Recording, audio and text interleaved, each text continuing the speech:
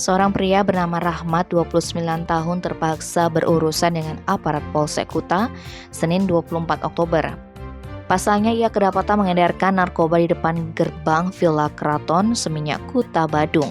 Informasi yang dihimpun koran ini, penangkapan tersebut bermula ketika tim Ops Nareskrim Polsek Kuta melaksanakan patroli atensi wilayah sekitar pukul 22.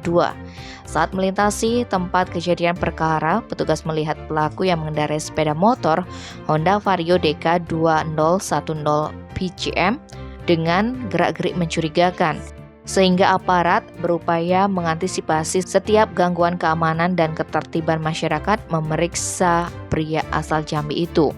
Ternyata di dashboard sepeda motor terdapat sebuah bungkusan yang dilakban warna hitam. Bungkusan tersebut berisi daun, batang, dan biji kering yang diduga ganja.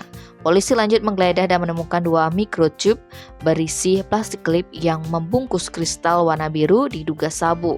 Barang tersebut ditemukan di saku belakang celananya. Setelah mengecek handphone yang dibawa oleh Rahmat, petugas mendapati foto yang menerangkan bahwa ada tempelan paket narkoba ditanam di dekat pintu gerbang Villa Keraton. Kala ditelusuri, memang benar ada daun, batang, biji kering yang dibungkus plastik dengan lakban warna hitam.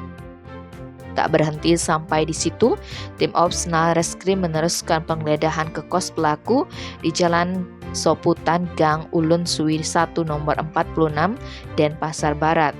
Di sana ditemukan barang bukti berupa sebuah tablet warna abu-abu yang diduga ekstasi dalam plastik klip.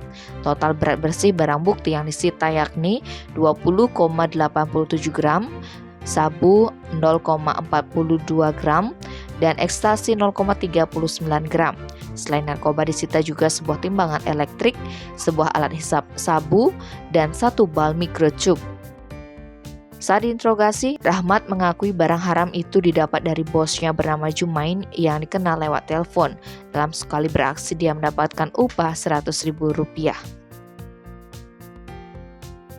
Tim Bali Express melaporkan.